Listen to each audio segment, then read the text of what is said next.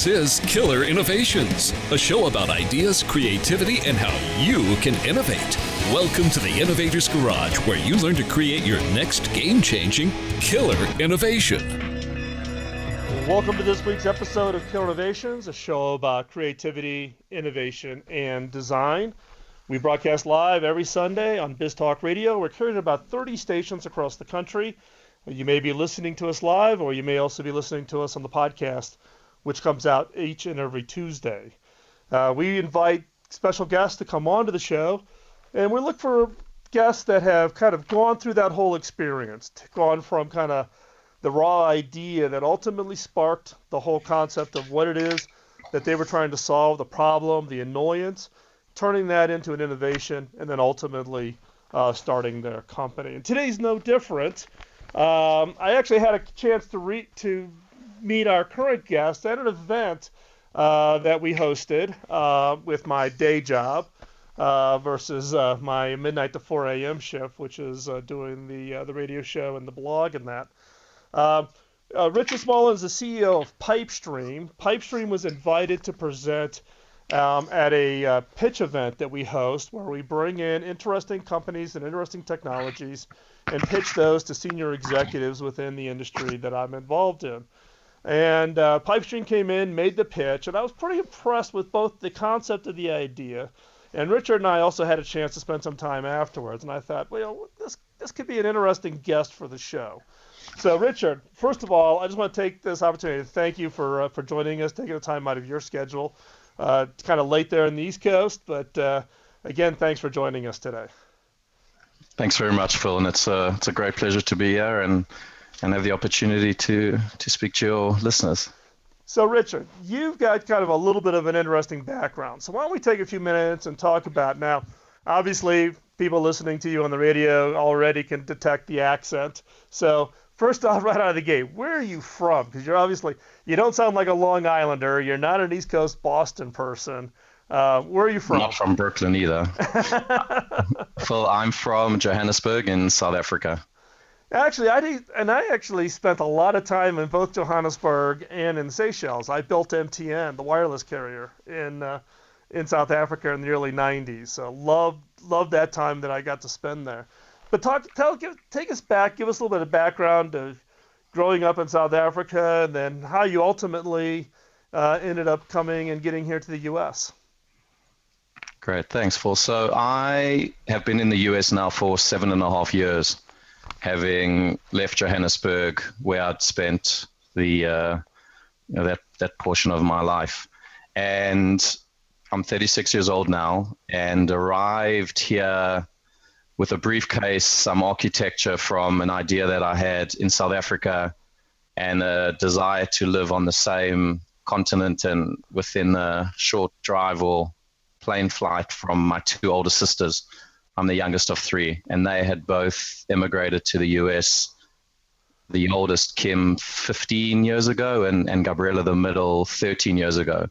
So I've always been in technology, and even at high school was writing code in back in those days, COBOL and Delphi. Oh my gosh, and COBOL. Exactly. You are the first guest on this show to actually use that word. Ding, ding, ding. You get 5 extra credit points. I'd love to be trying to age myself, but I think I was the last person to ever use COBOL, so it definitely confirms my age of 36. And I had always been enamored with technology and the opportunities that technology presented with just making life more efficient and business more efficient, and had actually left college a year before I graduated to start my first business, which was in 1999, and it was an internet advertising business. And we're focused on helping restaurants and basically local entertainment organizations really get consumers to know what's going on and pre and post going to a venue, seeing what happened, and try create that loyalty. That business was called Wawiza.com. It's for what's on in South Africa. And after selling that business a few years later, actually to Tiscali or World Online, similar time to when you were doing your MTN work, I had decided to really get into kind of distribution and early stage innovative technologies that could really disrupt what was going on in South Africa.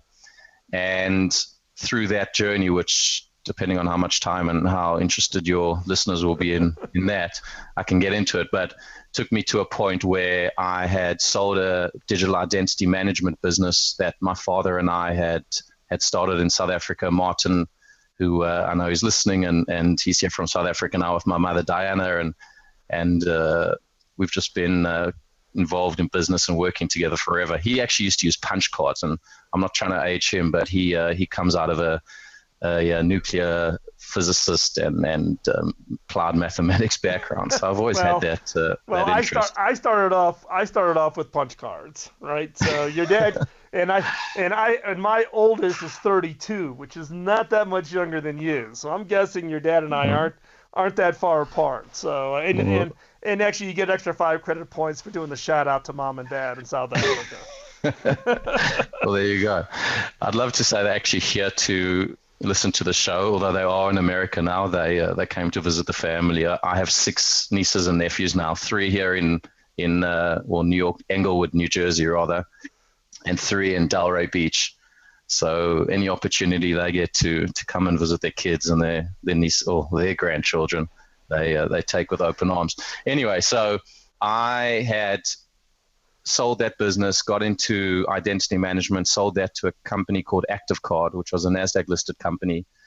And following that, decided to do some really early stage investing and apply my time to these businesses and learn the different tricks of the trade. And if I'd make an investment in a media company, learn aspects of production and post-production, scripting, and really what went into the business. And I'd be in the legal department. Another investment we made was a call center department.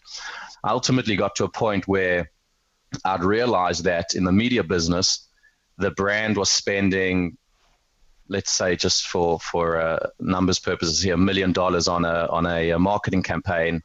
We would get $50,000 to produce the asset, the video asset, and the cable and TV channels would get the balance. And that $950,000 I felt was way out of whack because the cable entities couldn't prove to the brand that actually anyone was watching their video ads, yet they were getting the bulk of the money.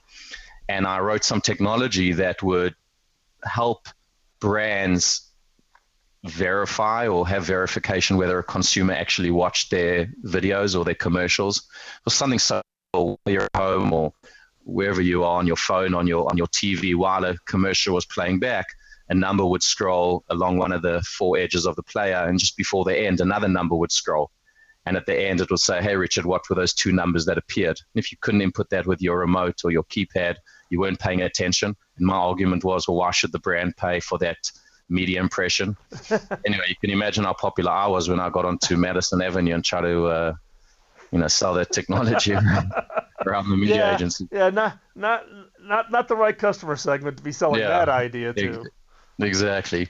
So that business, ironically, actually today is a pretty substantial business. It's called Genesis Media, and we found a way to repackage it and reformat that technology to get the media buyers and the brands to adopt it.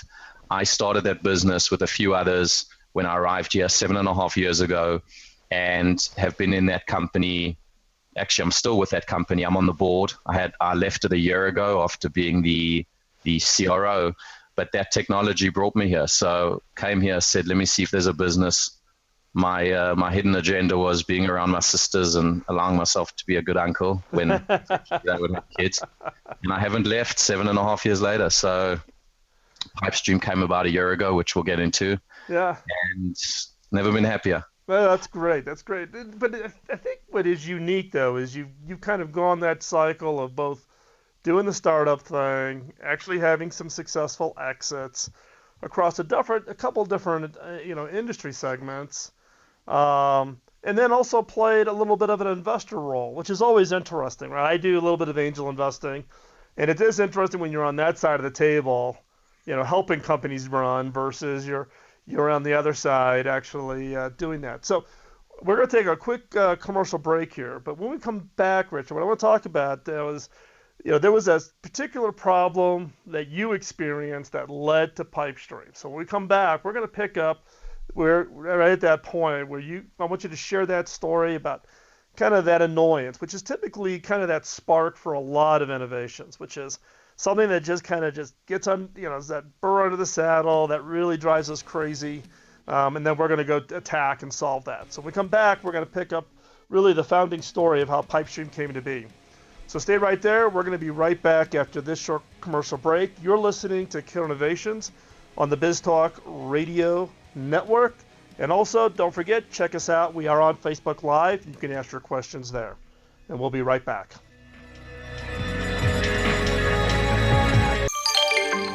BizTalkRadio.com.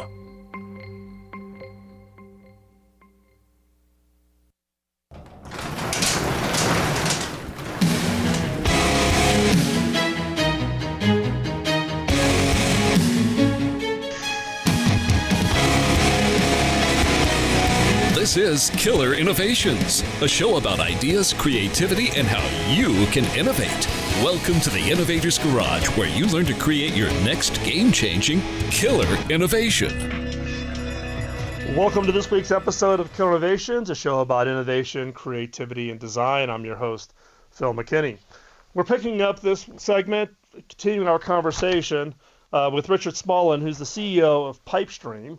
PipeStream is a company that I got introduced to through an event that we held where we do what we call a pitch it event, where we bring in interesting technologies to pitch their companies, their innovations to CEOs of the industries that I'm involved in, which gives them an opportunity to get in front of the right executives who can take a look at their technologies and potentially use them.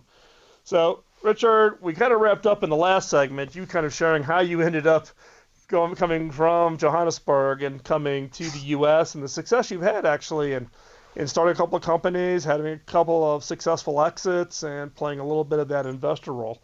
But let's talk specifically about PipeStream. Now, in my experience, every innovation has some kind of a spark, something that is, kind of the thing that is the catalyst or the inspiration. So take us back before PipeStream actually even got started.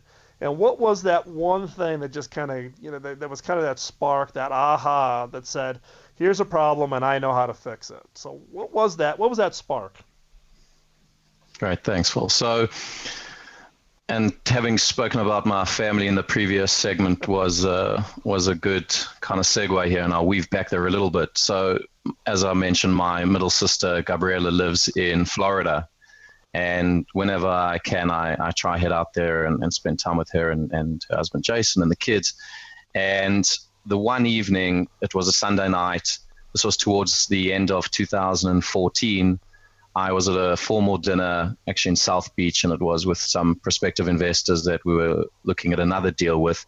And I had a flight back to New York from Miami after that dinner, which it looked like I wasn't going to make. And decided to get up from the table and obviously excuse myself and went to call Delta to try change the flight. And they mentioned it will be a 6 to 10 minute hold time, which obviously couldn't endure. Went and sat back down at the table and opened up the Delta app and was trying to find the flight and sit there at the table. There were probably 15 or 16 people at the table, so it wasn't the best table etiquette. And after trying to search and getting back pages and pages of results, I just realized this isn't going to work. So I opened up WhatsApp, which is my primary mode of communication for really all social and friend interactions and family interactions. We actually have a family group chat that we've had for 5 years with all of us just kind of updating on our every move and what we had for breakfast, but that's a whole separate conversation. Anyway, so I immediately connected with my sister and I said, Kimmy, living in New Jersey, could you quickly sit at your computer and try to change my flight? Here's my reference number. Within a minute, she was there, the phone beeped, I looked, she goes, okay, cool, when do you want to come back? I said, tomorrow morning, and gave her which credit card, which she had on file that she should use. And a minute later, she said, great, change your flight. You're flying back 7:20 tomorrow morning. Got hold of them, see you tomorrow. And that's when I kind of had this epiphany that, wait a minute, why was I doing that through my sister? Wouldn't that been a great experience if I was having that exact conversation with that same user interface, that same kind of experience with Delta directly? And that was really the seed of this idea, which, by the way, was the first business or idea. You mentioned the successes, because I mentioned the successes, but make no mistake, there have been some failures, and I think from those I've learned, a substantial amount, and hopefully those have helped get this business to where it is as quickly as it has, which we're all very proud of, and hopefully we'll get into that. But I realized that if that experience could exist with me talking directly to the airline, we could be onto something. So I got on the plane the next day, flying back to New York, and started researching the messaging space and trying to understand what existed for me as a consumer, which is, as I was alluding to earlier, the first business I started from the outside in. So as a consumer, what do I want as technology? What do I want as innovation versus what do I think businesses want to get and offer, which is my previous history. And through that research, realized that aside from some extensions to apps and extensions to websites, the live persons and the support chats that you have to be at your desktop to interact with, nothing existed that was a specific purpose-built business to consumer messaging app that looked like WhatsApp, it felt like WhatsApp, but instead of going into a context list and finding people, you could go into a directory or into a context list, or a catalog rather, and find businesses and brands and connect to them and message them along a plethora of different subjects and topics, so that I didn't have to call their call center anymore. I didn't have to download their app. I didn't have to go to their website. I didn't have to email them anymore. And realized nothing like that existed that was specifically for business to consumer, with all the security and all the measures and privacy intact that could really protect my various data. And that was the opportunity. So began scribbling an architecture and what I thought this should look like, having studied information systems architecture and design at college, and just been in technology for most of my career. I was able to kind of draw what such a platform or solution would look like and apply the inside out. So how can it integrate with businesses and what do they need? So really quick there, Richard, why couldn't WhatsApp or some other system do it? What were the other systems missing that you felt was critical, that platform was not something that was viable for this solution? Well, given this was 15 months ago, they hadn't really spoken about or decided to get into the business to consumer space. So it was really a timing thing. We just timed it.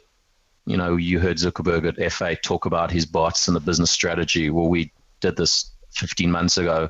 So certainly timing, and now they can do it and they are doing it.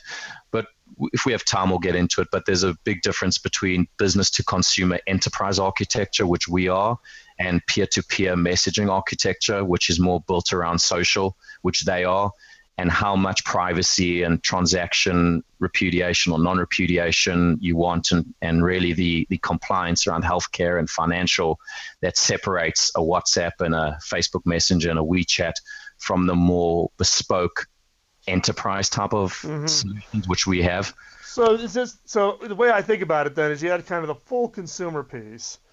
Then you got just the full enterprise where it's internal communications, or industry specific. You're kind of in that gap in between, friendly to the consumer, easy for the consumer to use, but meets the enterprise requirements from the standpoint of those enterprise customers. Am I getting it right? Precisely. Perfect. That's exactly. We had to make it really, really easy for the consumer to understand, which is why it looks, feels, and operates like common messenger apps, but the back end was very deeply integrated. Perfect. So when we come back, we're going to pick it up right at this point and talk more about specifically around, Pipestream, how it came about, and the architectures and the solutions, and actually talk a little bit about how the customers are actually using it, because I think that's really an interesting element. So stay right there. We're going to be right back after this short commercial break. You're listening to Killer Innovations on the BizTalk Radio. I'm your host, Phil McKinney, and we'll be right back after this short break.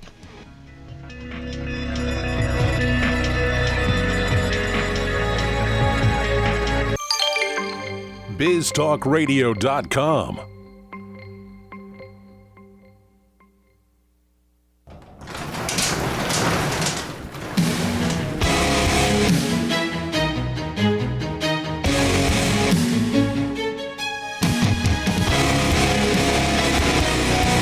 is Killer Innovations, a show about ideas, creativity, and how you can innovate. Welcome to the Innovator's Garage, where you learn to create your next game-changing killer innovation. Welcome back to this week's episode of Killer Innovations, a show about creativity, innovation, and design. I'm your host, Phil McKinney. We're in our third segment of the show this week. We're talking with the founding CEO of Pipestream, Richard Smullen. And Richard has a lot of experience. We've talked about in the first two segments of the show about kind of his experience, the background.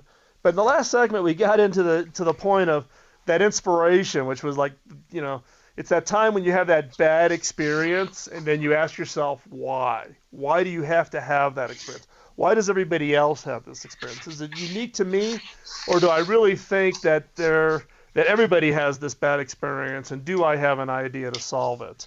And so in the case of Richard, it was, Delta Airlines, and really that difficulty of just trying to make a simple change. Why should it be so hard? So by asking the question why, they became that spark and for the innovation that led to Pipestream. So Richard, let's pick that up and let's talk a little bit more about Pipestream specifically. So as we were ending up going into the commercial break, we were talking about this kind of, you got the pure consumer kind of platforms to allow consumers to talk to each other, and I'm a big WhatsApp, my family's on WhatsApp, that's how we communicate. And you got all the other Facebook Messenger, et cetera. And then you've got kind of the full internal enterprise, B2B kind of platforms, or platforms that are, like Yammer, et cetera. And it sounds like that Pipestream's kind of that in between, allowing the businesses to have comfort and understanding of it from a, security and all those issues, but at the same time making it really simple for the consumers to connect to. Did I get that right? Is that kind of where I kind of position Pipestream on that spectrum?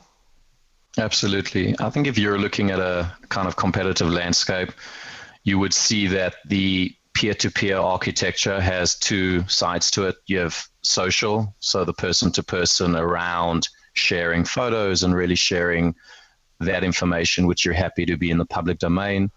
And then on the business side of that spectrum, you have the collaboration tools. So you mentioned Yammer, there's obviously Slack and HipChat and some of the others.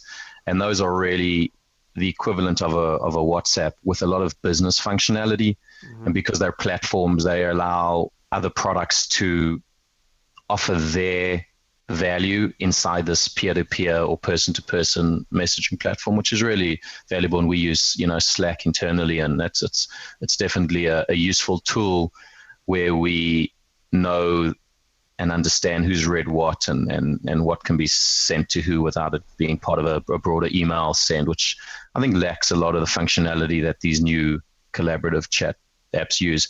There's definitely until we came along, an unserved segment, which was really where you can't talk to other people, which means you can't collaborate in business and you can't share photos, but where you have a need to talk to businesses and talk to brands or talk to sports teams or talk to churches or places of worship, and where your only other option is email or a telephone.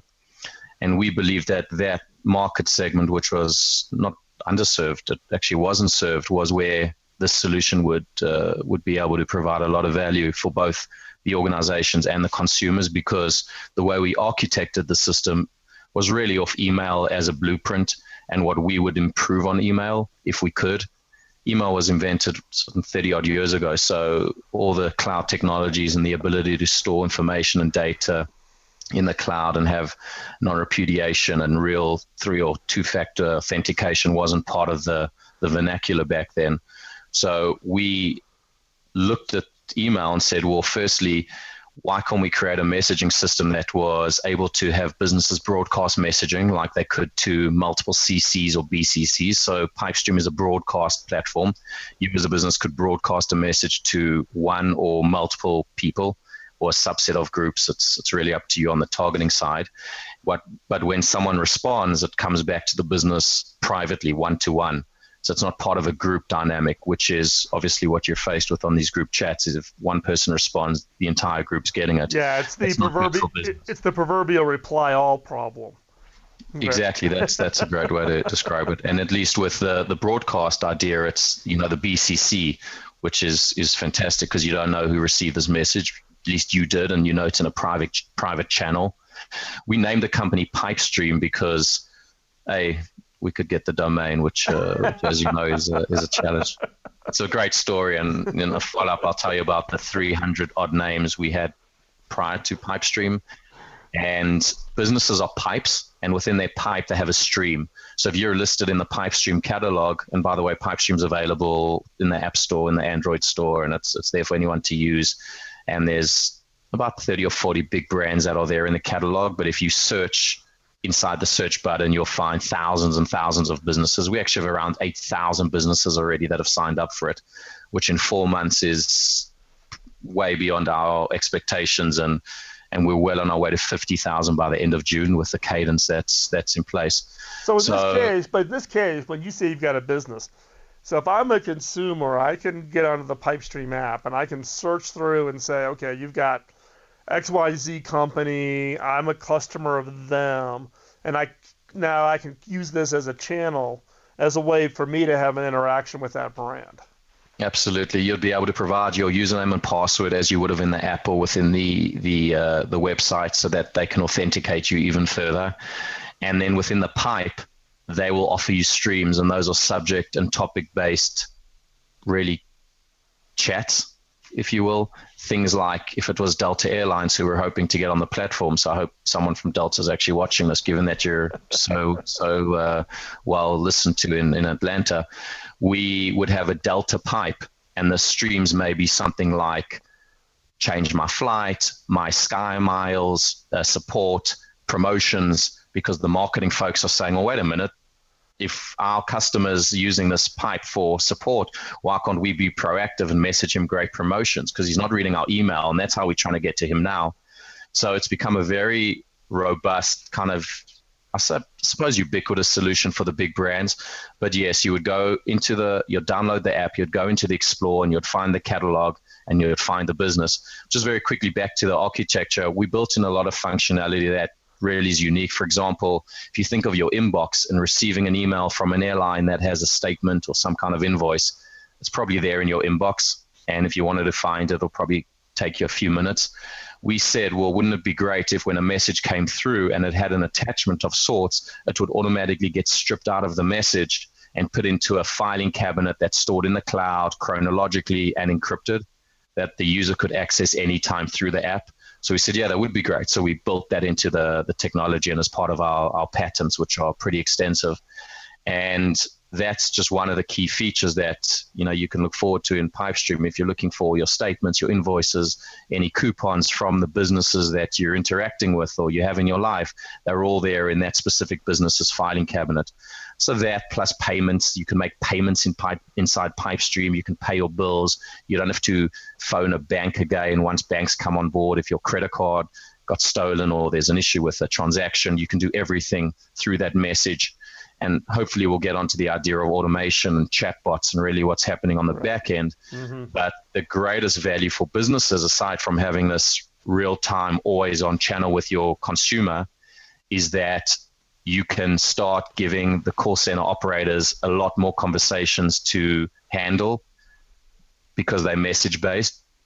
During the same time, they would have had one phone call, and that efficiency creates a lot of cost reduction. And then when you start analyzing the inbound calls and you see that they're the same requests and same issues over and over again, you can start programming machines to respond with the warmth and empathy of a human, but with the value and the immediacy that's needed. And that's where chatbots and automation comes in.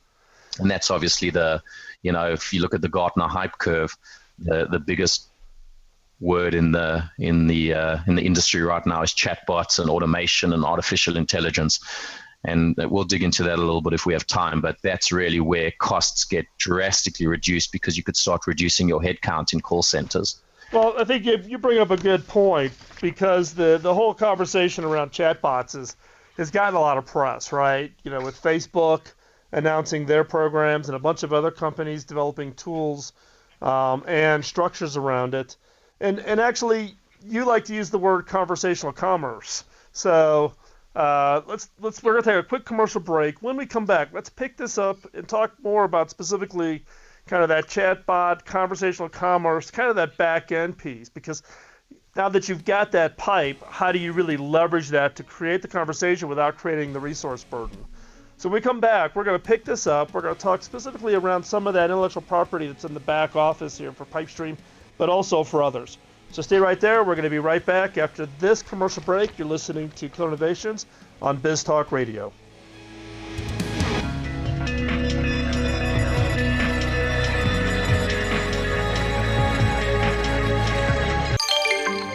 BizTalkRadio.com.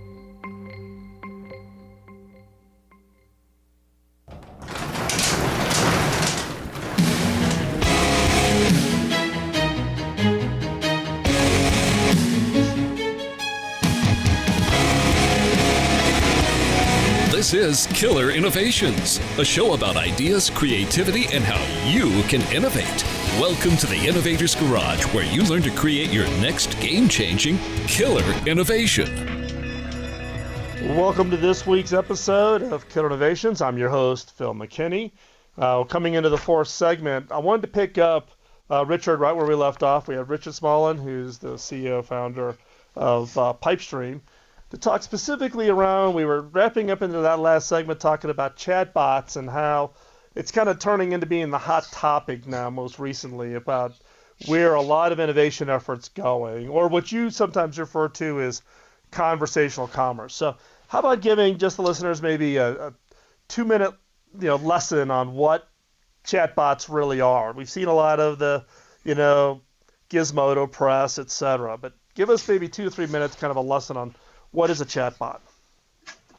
Right. So, Phil, the easiest way to think of a chatbot is the recipient of a message that you're sending being a computer of sorts or some kind of machine that's responding to you.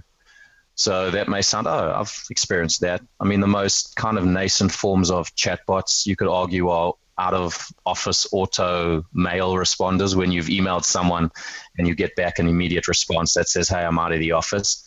That is probably the most basic form of a chatbot. It's really where you didn't need a human to sit there and say, hey, thanks for emailing me, but I'm not in the office. You could switch something on that's automated. If you think of that concept and you apply it to the telephony system now, you can think of IVR, which is where one phones a call center and it's interactive voice recognition, and you have to push 1 for sales or 2 for marketing. That is the same concept around automated response, and you could argue that that's a voice-based chatbot of sorts. It doesn't have much artificial intelligence, so it's not adapting and learning what to say to you in real time, but it's still a version of it. Now apply those 2 concepts to a chat, a messaging system that we're all used to, whether it's text SMSing or whether it's using WhatsApp or Facebook Messenger. You may message a business or an organization and hope that they'll respond to you in real time. The challenge is that they need to man those environments real time in order to respond and make sure that that no one's ever left kind of unheard. It's near impossible to do that given how easy and kind of fluid messaging is. So in order to give the consumer the impression that the request or the issue is being dealt with, you would switch on what's called a chatbot, which basically listens for messages coming in, and to the degree that you have natural language processing and artificial intelligence and sentiment analysis, which are just way down the road in terms of advancement on these technologies, the bot will be able to respond and say, thank you for your request. This is Mike's pool company's pipe. If it's Pipestream, Mike's busy right now. He'll get back to you shortly. That's a kind of a template or a canned response, but it's still a bot that returned that. If it was a little more intelligent, it may have said, but what can we do for you? And you could respond, hi, I have an issue with my pool, in which case the bot could say, oh, thank you very much. Could you tell me from the list below what your issue is? And then responding with some kind of decision tree or some kind of menu, multiple choice that lets you select what it is. So you start having a conversation, giving the company or giving the intended sender a lot of information, yet it's not a human on the other end that's basically taking this information in. and that's really a chatbot. So it's more a layer on top of messaging, which is why chatbots have become such a hyped word and so prevalent right now, because so many people are on messaging apps now. And the only way businesses can keep up with the fact that people may message at all hours of the night and, pretty frequently, is not put people there, but put a machine there to answer it. And that machine is called a chatbot. Yeah, so in my mind, the chatbot, though, we're still kind of in the early stages of that, right? There seems to be a lot of investment going in. There's a lot of startup companies that specializing in chatbots. You have your own intellectual property that you're building within Pipestream to help that B2C conversation occur. Facebook is out there touting this thing, for Facebook Messenger, for being able to do that. But in my mind, if you think about it, American baseball, we're kind of in the first inning, and we still got a long way to go. What is a chatbot? What do you think a chatbot looks like, 2-3 years from now versus what it looks like today? I think that the chatbots will be, firstly, the term is gonna simmer a little bit. Right now, everyone's freaking out. We have to get on the chatbot phenomenon. It's almost analogous to you have to be on Facebook, 5-6 years ago, or be on Twitter.